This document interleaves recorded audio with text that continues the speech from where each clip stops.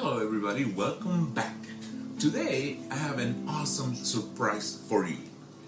I'm going to make Pan de Muertos, which translates into bread of dead or bread of the dead. Down in Mexico, they make this bread to celebrate el Dia de los Muertos, Halloween, I suppose the equivalent. So what we have here is flour, sugar, salt, orange for orange peel. If you have orange emulsion, vanilla, which the original recipe doesn't call for vanilla, but I'm a sucker for vanilla. I'm a sucker for you. I also have milk, butter, eggs, yeast, and that's about it. Well, actually, no. I have a secret ingredient I add to most, if not all of my recipes, and that's cinnamon. So I'm going to add cinnamon to the original recipe as well as vanilla. Again, the original recipe does not call for those two ingredients. I want to remind you of that. Cinnamon or vanilla. If you make it without those two ingredients, you will be fine and you will produce a delicious Pan de Muertos. However, I have a weakness for those two ingredients, so I want to give it a little twist. Okay, so we're gonna get started right away. The recipe calls for 12.5 grams of yeast.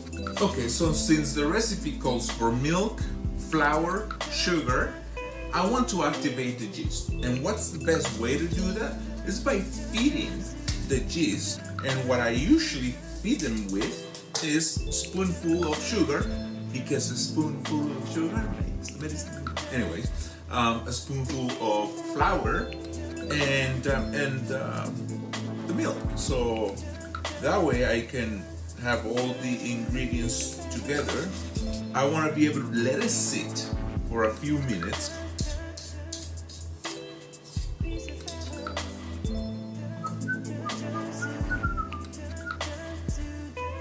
I'm going to speed this up a little bit.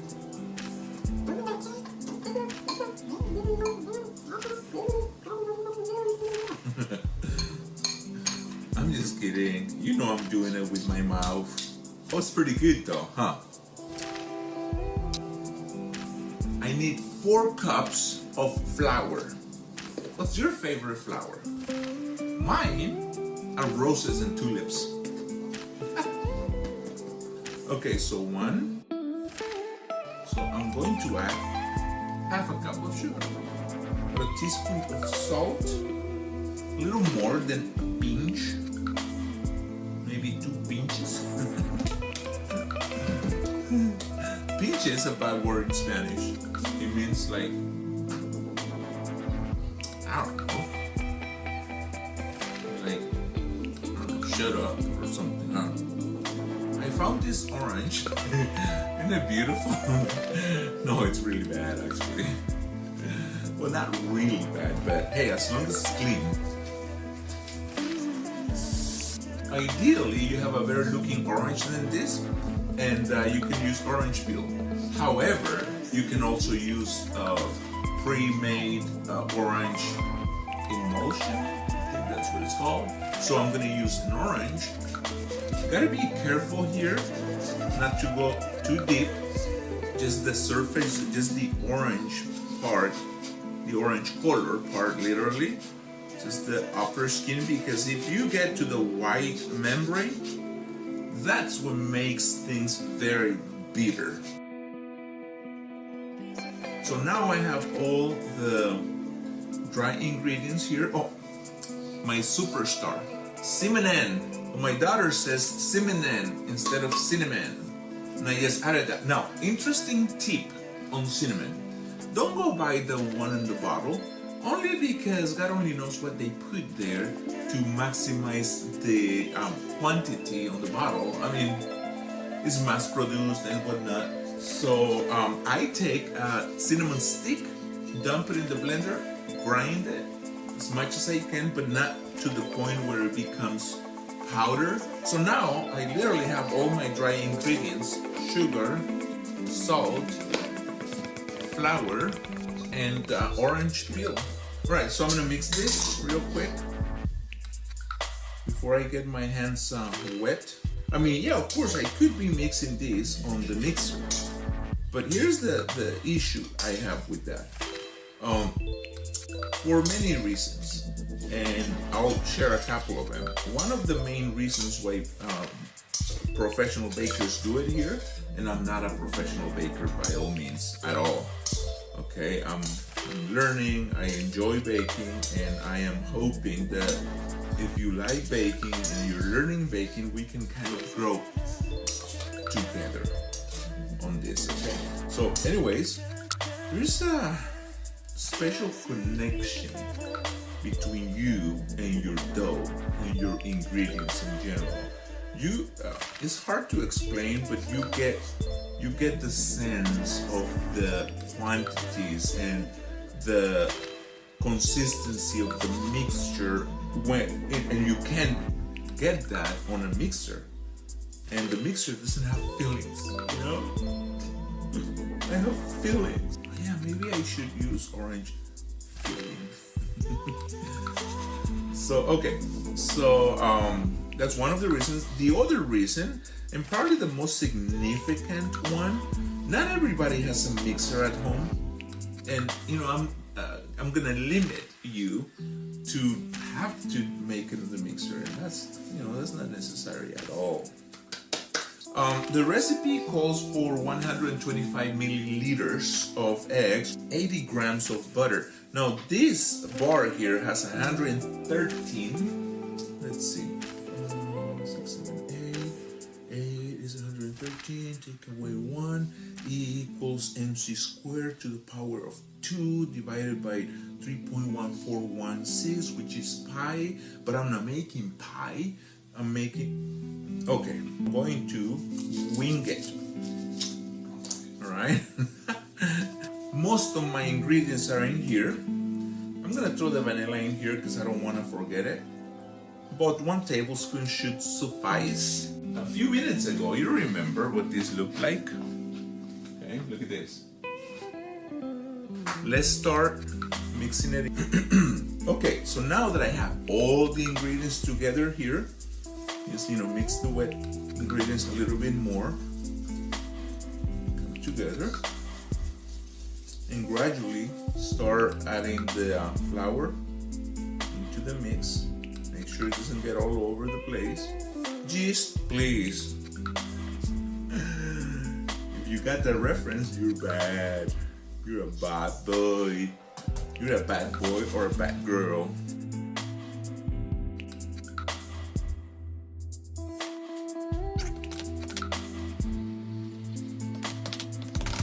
Okay, the next step, a little lengthy. We gotta have patience, like the doctors at the hospital. They have patience, get it? Anyways, tough crowd. And we're gonna come back in about, 45 minutes, maybe an hour to see the progress. I wanted to at least double its size. Hey guys, welcome back. Well, interesting story. So I had an emergency, I had to run. And I left my dough. I was hoping for twice its size, but I just came back to this. I don't know if you remember how it was. Rewind the video a little bit so you can see the size before I left. Oh my God, how embarrassing. I just realized I have forgotten my apron. I feel naked. Let's flatten it out. Flatten it, meaning take the air out a little.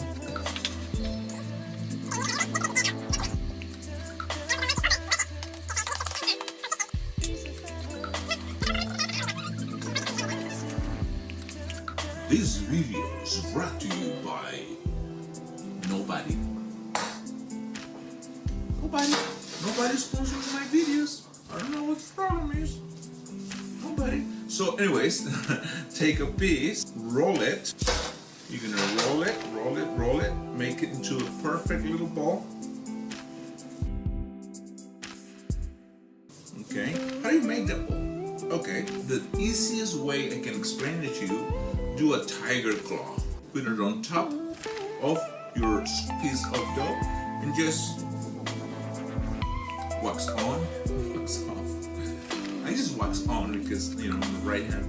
Anyways, that's all. That's all you gotta do. Grab it, tiger claw, make a lot of O. O, O, O, O, O. You don't have to go. O, O, O. You don't have to go. O, O, O. You don't have to go. Check it out. See how perfect? Just by tiger clawing it. Kung Fu.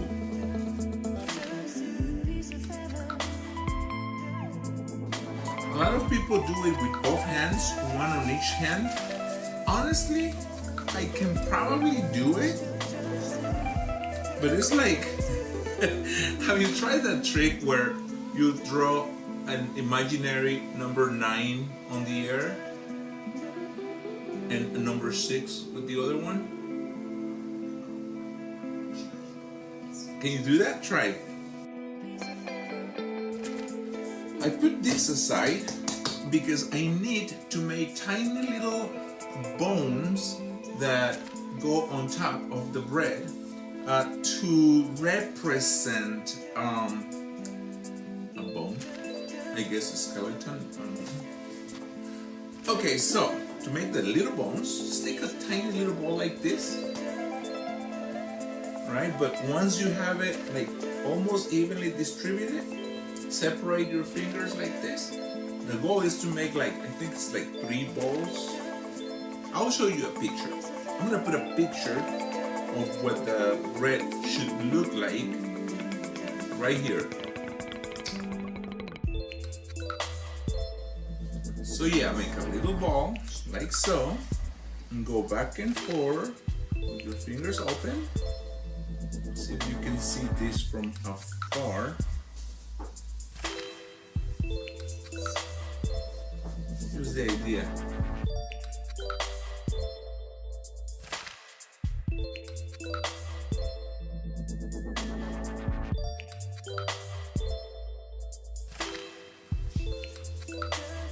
Okay guys, so we're almost done. I just need to put a little tiny ball on top, like so. Then push in so it sticks.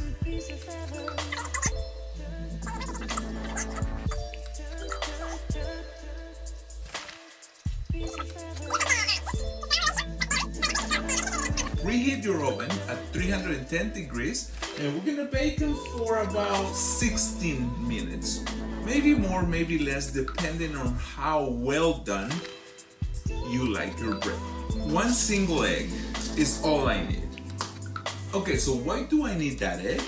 I'm going to brush all of them to get the beautiful, beautiful shiny brown, browny shine. And we're gonna put them in the oven. 20 minutes later. Alright guys, so yeah, they look good. I know I say this about all my bread, but I mean, what can I say? They do look beautiful. There's one more step, believe it or not. What I have here is a little bit of butter, melted butter, just to make sure the sugar sticks. This isn't just sugar, I mixed cinnamon, powdered cinnamon on the sugar.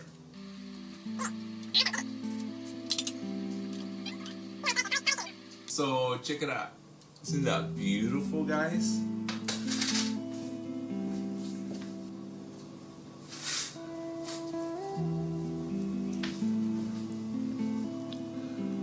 Check this out, guys. Look at how beautiful that is. Look at the browning underneath. It's just perfect. This is the hard part for me. I'm here, you're not here, but I have to tell you what they taste like. So I'm gonna have to sacrifice myself and taste it for you so I can tell you what it tastes like. Look at this, guys. Look at the inside. Look at how fluffy it looks. I wish you could be here to smell it, but I'm going to try it for you, okay? Wish me luck. I'm going in.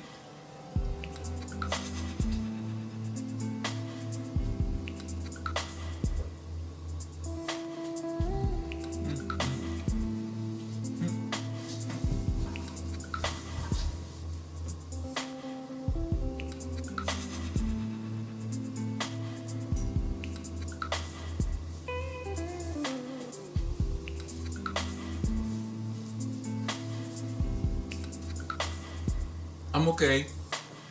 Here's what happened. I took the bite. I was elevated to this height of flavor. It was very, I made some of this the other day and I ate them and they were awesome. But these ones are like at another different level, guys. They're incredible. And so anyways, I took a bite, I was elevated to new heights, and I passed out because of how delicious they are. You have to try them. Just sit down because you don't want to pass out, okay? Another thing, they're highly addictive in the good sense of the word, all right? Do you want to try it? You actually can, come on. But before you try it, you have to make them. So, on your marks, get set,